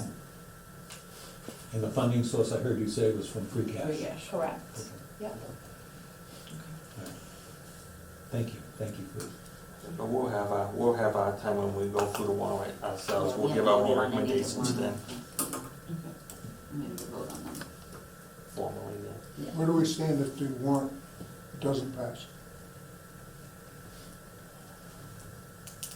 If the warrant article doesn't pass at select board meeting, No. No, I Town meeting. at town meeting, We don't get the 150. the trustees need to have a conversation. Yeah, Need to have a conversation. And, Well, I think the and, town and the trustees have, you saw the condition of the building. If we don't get the 150 to Correct. move forward, but you're the what are we elected gonna do with the building? governing body for, that, so you would have some real big decisions to present. I think you're absolutely correct, but so would the Board of Selectmen. Yes. It's your building. Once it gets to us, Yeah. Yeah. No, but the it's trustees. gotta come for you. Yeah, Get to I us. understand that. Yeah, I don't disagree with that, Just I saying, made that because- statement before, You know, with the power out, at a select board meeting. things are breaking faster than we can fix them. Well, just make sure that you, through the friends of the library, your nonprofit fundraising arm to help you with this. So the Friends, you know, between the trustees and the Friends, I'm sure they have a big base to just make sure they get to town meeting, 'cause, you know, to get this passed. Right, I was gonna say, the Friends can't pay for the library. No, we're talking But they about. can get people there, yes. Get people there. Well, there is money in an account for, specific to the building. But it's not for the under the new control of building. the trustees or the Way back town. in. Yeah. But it's not our money, and it's not the town's money. Correct, Mhm. but there is some specifics to how that money is going to be spent. Right. I just respect the Because my the name's group. on the account. It's not us.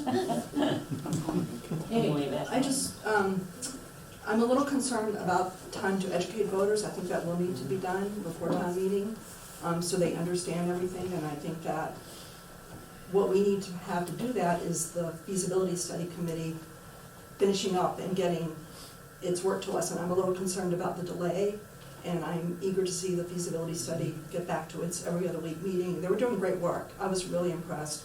And I know that lots of people in the community were. I heard people talking about it when they come in the library, and they had heard, so I am very eager to see that back on track, because then I think we can build on that. Yeah. And I think the public engagement is really important. Yes, I agree. We'll do that, for sure. Jim? No. Anybody else have anything? Really, really appreciate you being here. Yeah, We're appreciate gonna you having continue us. with the trustees meeting. Motion to adjourn the select board's meeting. Oh, second. All in favor? Aye. Aye. Thank you. Thank you very much. So much. Thank you. Thank you for all the people that have come to the Yes, meeting. thank you so much. You're welcome to stay near the rest of it if you'd like. Thanks Otherwise, to the go home. Marlene and Liz. Yes, thank you. Another waffle. Help them great. Have some snacks and always The waffle, like food, isn't it? Nice seeing you all. Thank you, Marlene. Thank you, Liz. Thank you. Thank you. I'll see you soon.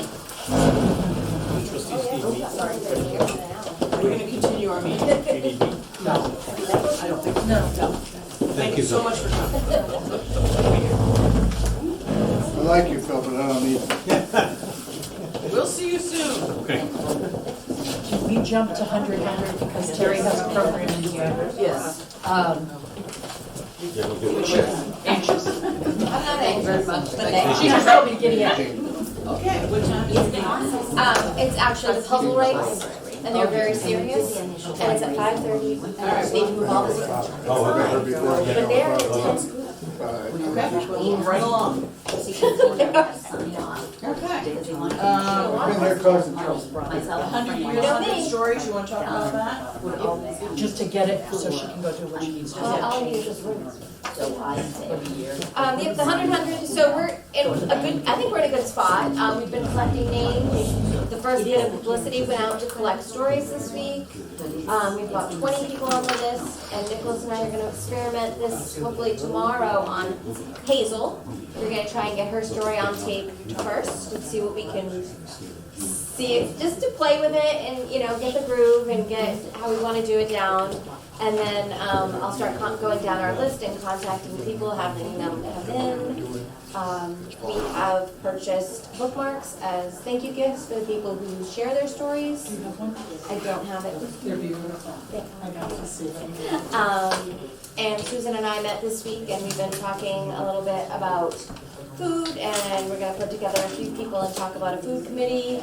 We did get $1,000 from the Bourne Cultural Council to cover Catnip Junction, who will be our entertainment. They're kind of a jazz kind of. Yeah, Dixieland Jazz performance thing. I saw them at the Public Library last year. They're very entertaining. And they're, so the Cultural Council pays for all but $400 of their performance, which is great.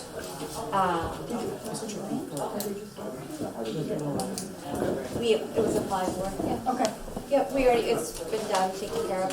I guess I am curious. So that's really it. We're just gonna, celebrate all the good things that happened in this building and put those stories together. Put a little video up the day of the party, which will be September 28th. 1 p.m. 1 to 3. What was the date there? September 28th. It's a Sunday. I spoke with a woman named Deborah Burgess, who went to the school and her husband Burgess is here forever. And I think she might be interested in doing a story. Okay. So I'll have her contact you. Yeah, perfect. And then that way we can. Yeah, if you look at the flyers are posted all around the library. It's got its own email address, 100 Years, 100 Stories.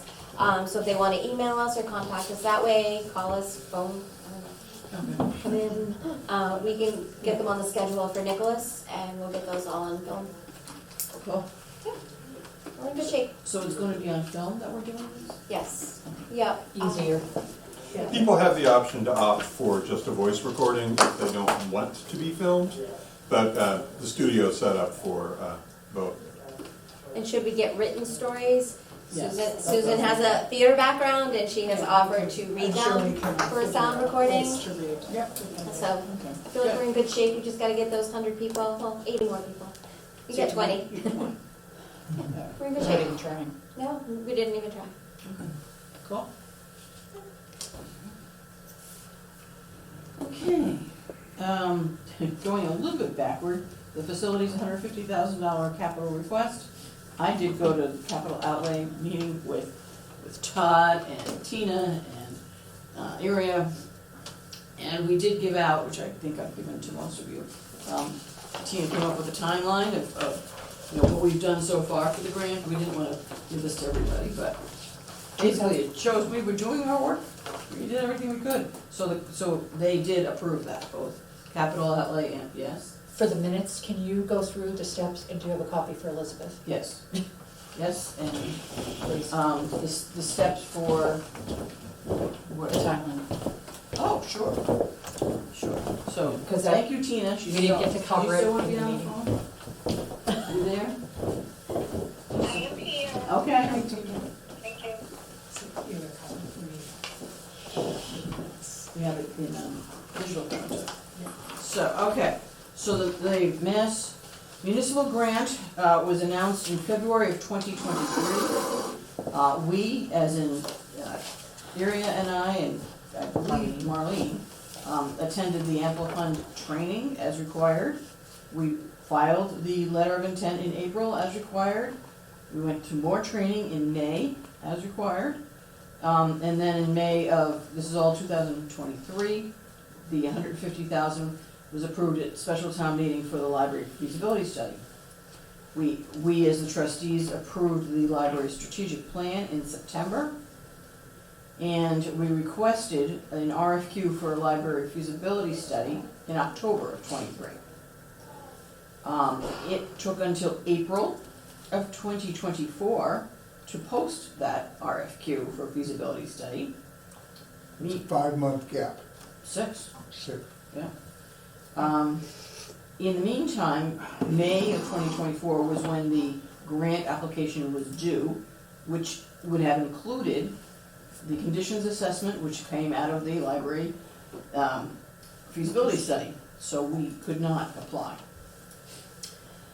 In May and June, we studied we did the application process and selection.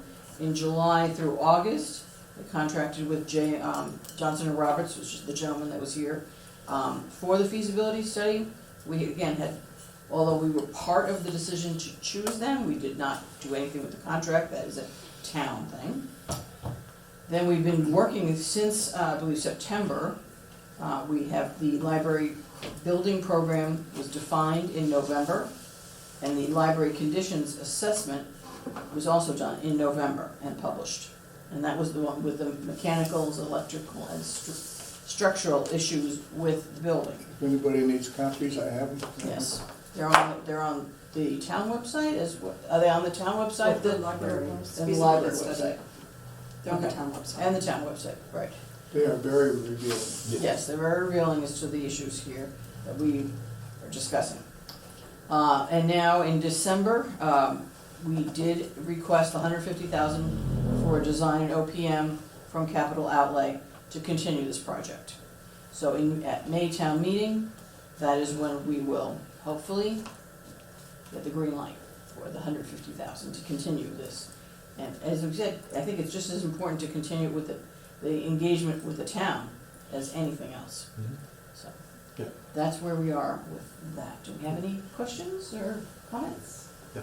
And Madam Chair, I think it's Yes. important to understand that the trustees were raising this issue before 2023. Oh, yes. But the town was going through a transition with town administrators and interim town administrators, and it was difficult. It was difficult to get to first base as to how to take the next That's very steps. true. So it wasn't that the trustees weren't pushing and trying to push a due diligence. It was having difficulty navigating, and this is not a blame, it's just the reality of the limitations of the trustees relative to working in a difficult situation with town administrators and interim town administrators. The current town administrator has been with us from day one. She's been here. Well, But she's been with us, yes. she's been with us relative to facilitating the movement forward. Correct, Which yes. I greatly appreciate and acknowledge, but. Yep. I'll never forget Perry and I meeting with Tony Schiavi and Glenn Cannon Yep. during COVID. So we Right. were like this, we were Mhm. like across the room from each other, Mhm. you know, going through this. So we've been doing this a long Yeah. time. And money's always been has been the devil in the detail, if you will, about, numbers and, clearly I'm just saying, we have no idea. Until we get some money to look at the building, do a feasibility study, to do an analysis, an assessment, it's difficult for the trustees to say what is the best path forward. Todd, with his background, has been terrific, but the reality is, this required professional engineers, architects, that could give us a much more detailed view of what was needed to do that. So it's been, for me, it's been a 5-year odyssey. Oh, yes, yes, It's been a 5-year odyssey. for sure. Right. We're getting there, slowly but surely. Does anybody have any questions or comments about what happened today? When do you think you'll have your next community meeting? I wish Liz was here because she's really the driver on those things. Ballpark? I would say within 2 weeks. Yes, Yeah, I would say probably 2 weeks. We lost a month, so. yeah. Yeah, since the select board meeting in, was January? February. What? February 19th. So in February, when, yes, this was challenged. So yes. We're not gonna hold that on the other side of the bridge, right? That was the goal. Okay. Public engagement meeting. Oh, I don't, yeah. I didn't think so, okay, not to speak out of turn, I thought it was here because it would include the tours. Yeah, that's true. Okay. Okay, we can discuss that. We had, this meeting had to be here because of the tours. Right. Did we, I don't think we decided about that. There was a pretty strong feeling there should be something on the other side of the bridge. Yes, but now we've lost a month. I think there might be some discussion going on. I'm just thinking there's discussion going on that if we have the second one here, you could include the tours and it wouldn't be a separate activity. Before it was community engagement number 2 across the bridge, setting up tours. We lost that month before the town meeting. My only concern on that was when we had the public engagement meeting here, out of this 60 people that were in the room, 10 of which were, I'm guessing 10, 12, were affiliated with the library in some way, shape, or form, either trustees or friends of friends. And everybody that was in this room was from this side of the bridge.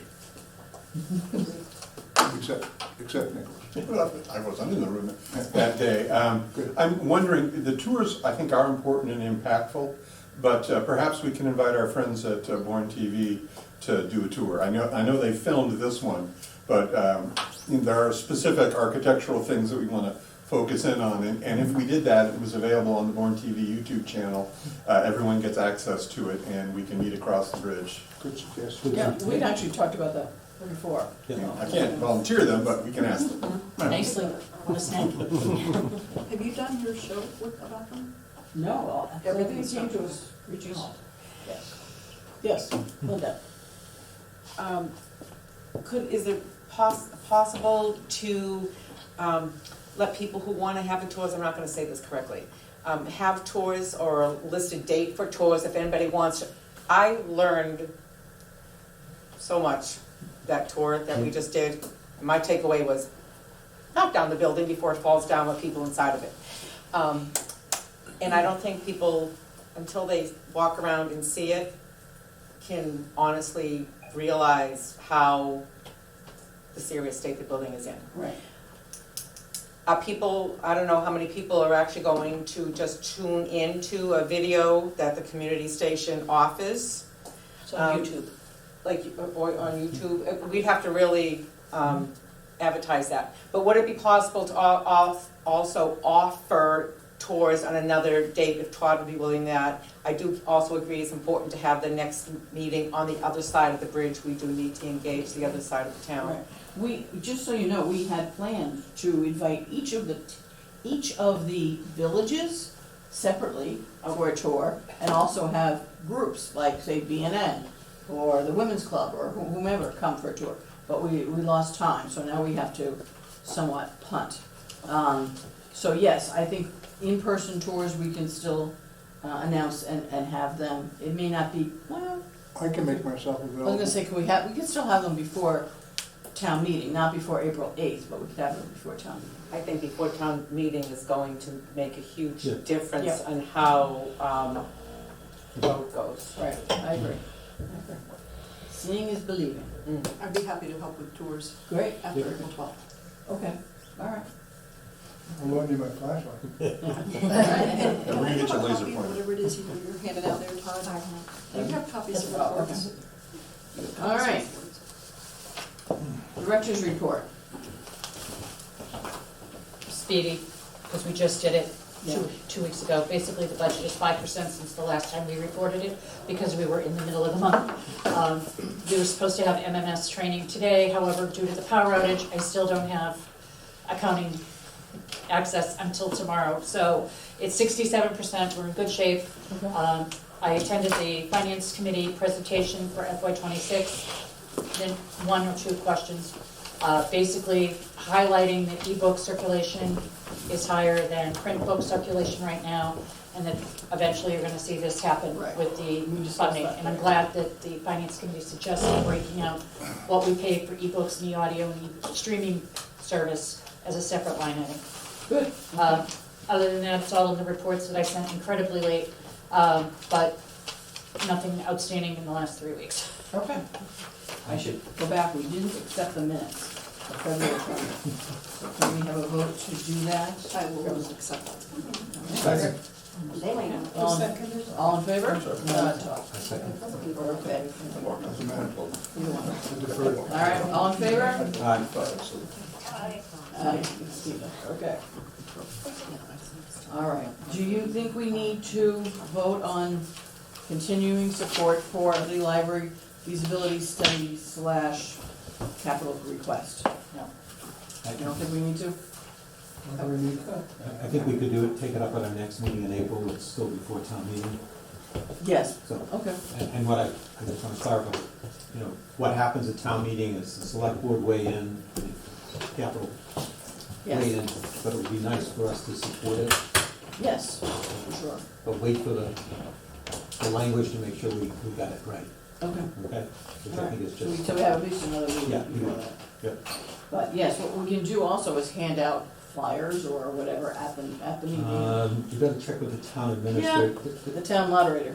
Town moderator about. But I do know her. Well, Possibly the town clerk too. yeah, well, when you're, That's just hand out information, it's the town moderator. I believe. We could maybe set What, the table. outside at that town meeting? Yeah. It's the moderator. yeah, Yes, moderator. Yeah. And it's gotta be outside, 150 feet Yeah. away. So basically, the front door is where we're done in the past, Yeah. for flyers outside, so just Right. go like, and there'll be painted marks in the ground. What about a table in the lobby with a display? Can we not do that? You Something like can, this? you can do that, just email the moderator of your request, and we got a pre-town meeting coming up, and I can ask it there. I mean, I'm assuming we're gonna be down to just one of these by then. well, 150, I'm concerned that people will lock in on something that we haven't firmed up. That's true. So I think showing those could be detrimental, because 150 is only to continue the design and OPM. The scope of that 150 is not looking at that, because we've made it public, we have concepts. But aren't we narrowing down the number of concepts, or isn't the feasibility Well, study yes, narrowing it not done down? yet. Yes. They're just gonna have one concept to present, Right, right? yes. I'm just cautioning, any information needs to be clearly factual and should not be challenged, jumping the gun. I think we've agreed in consensus here that we're years away from presenting something to the town for a significant capital money to do something. So don't get premature, or not. Let's just get the 150 Right. without getting into a controversy. Well, it's true, Chair. Believe it or not, I think if you get your support at the capital outlays you already have, Finance Committee and the Select Board, going to town meeting with the town departments, the different town boards all on the same page. Believe it or not, I think as long as everybody does their homework and you get some people from you and the friends, going up to the mic and giving, I don't think it's gonna be that big of a problem, believe it or not. No, it's not I that mean, much money. it's not the 150, based on Bourne town meeting over the years, it's the $5,000 small thing that town meeting fights over, and, just from experience, I'm just being sarcastic, but just, if everybody's prepared and everybody supports it, from different boards, just provide to get your people there, I think it'll be all right. I And if it's free cash, it's not 2/3, it's a simple majority. If they were gonna bond out the 150,000, now you're talking 2/3. I don't see them bonding out something for, conceptual, for design, I don't see it. I don't think we're gonna be the big discussion at this town meeting, just saying. They leave at 5, can we do their staff Yes, reports? yes. I can go. You've seen what was submitted. I have one improvement to that. Public printing is back on. I worked with Hank at Barnstable. He got it through the network. The Wi-Fi printing is still a work in process. That's because I have to work with the vendor, and their tech person didn't get back to me before this meeting, but I don't anticipate that to be a big problem. Other than that, our engagement and electronic activity is higher than it was, and our newsletter is going out. We're up over 1,000. They charge us more since we're over 1,000, but I think that's a price of success that's good. Yes, price to pay. And people keep coming in for one-on-one appointments, and everything's pointing up. Tell them about the one you did Tuesday. Oh, I did. I do a Tech Talk Tuesdays once a month where we talk about technology. I focus this one specifically on just showing people what consumer and AI tools look like. And it wasn't well attended because we haven't had them for a couple of months because of the technical outage, but it was really well received, and I think there is a market for people just wanting to be shown what this looks like, or and so I think I'm going to repeat it. That's a good idea.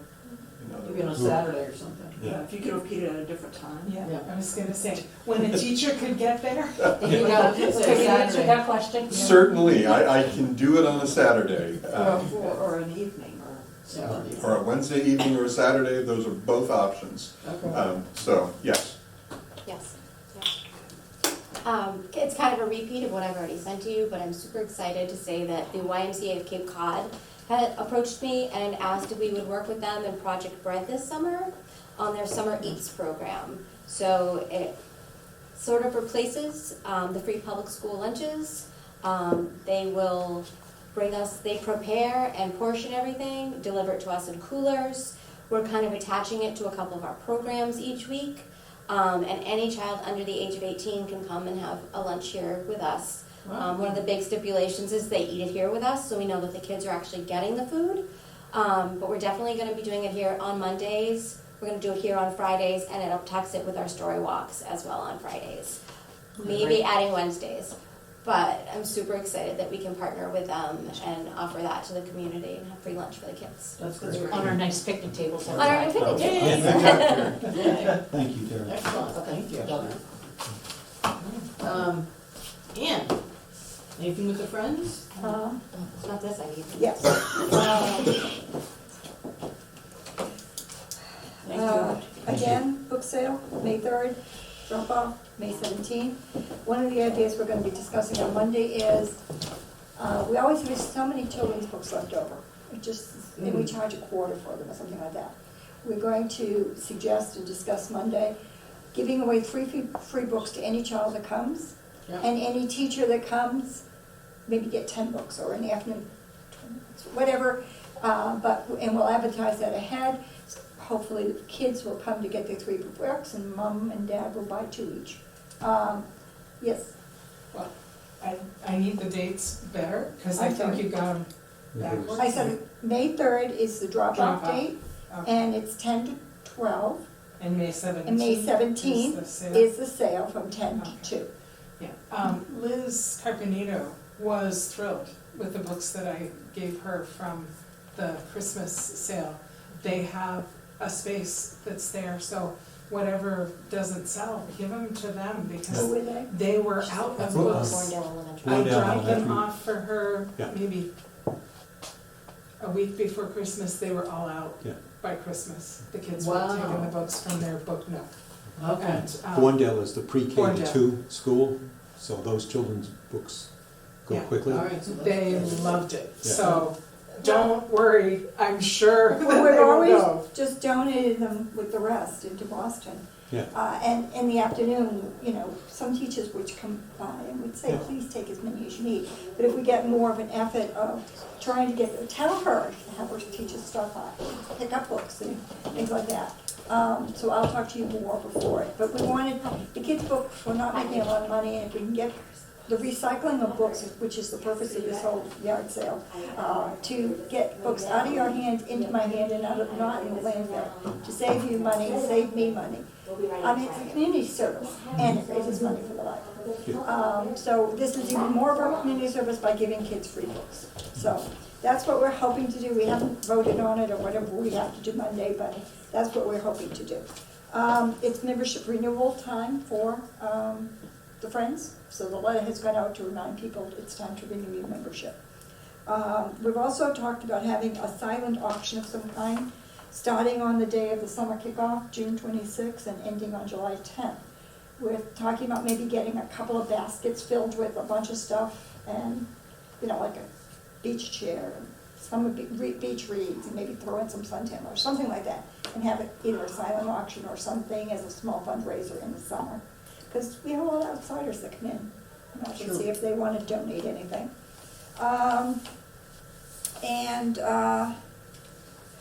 The important thing, because they're so important, is Library Appreciation Week is April 6th through the 12th. And therefore, we usually have something to appreciate our library staff. So, Shields. we could, or we could give her an ice cream sundae again, whichever you do. So we need a date that would work for the library. And we will need whether we, last time I think we did, I don't know if we did chili again. I know last time was pizza, but the time before that, last April I was thinking of. I think that might have been the chili and the ice cream sundaes.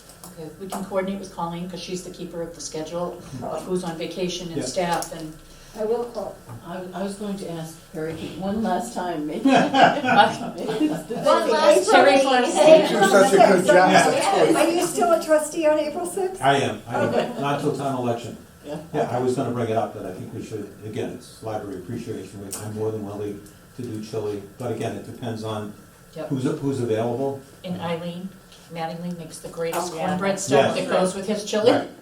With jalapenos, it's quite good. Eileen, her cornbread. Mine's healthy, it's turkey chili.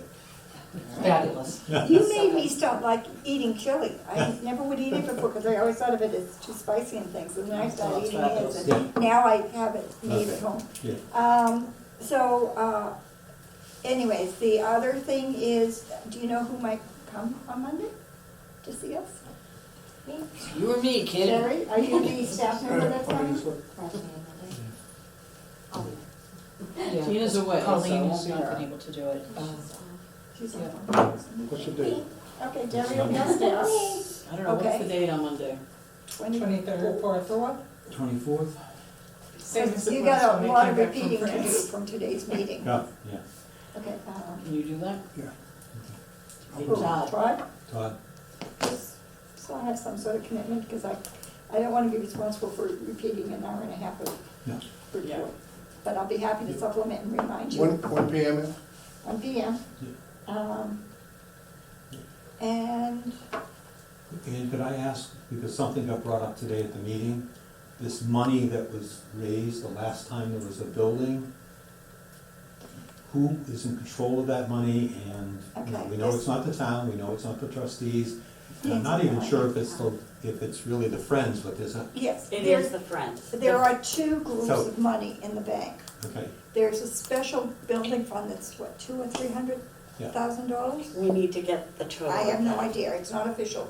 There's some money in there that's controlled by a group of people as a special signee. It's a different Yeah, part of right. And the. Anne Marie is one. And Fran. She was part of the And- original and that building. can only And go I'm towards, one of them as well. Oh, okay, good, and that can okay. only go towards the It bill. it cannot be used for maintenance, it cannot be, it has to be, yeah, I'm simply, Construction, yeah. because it was brought up, looking that there be an effort to clarify where the money is and what limitations. well, the are- money's at, is it Eastern Bank? And, Well, one of them sent a checkbook's from Santander in front of me. okay, so. One is in an equity account because, Yeah. can't remember her name now, the former treasurer that put all of that. Pat Nesbitt. Pat put all of that together. And Right. Marilyn's on vacation, so So- she's not here. But- But yes, we do have, and can clarify on Monday, Yeah. because Marilyn will be on Zoom call with us. The amount of, I actually filed all my paperwork yesterday morning, so I don't have it stuffed in here like I have for the last couple of Okay.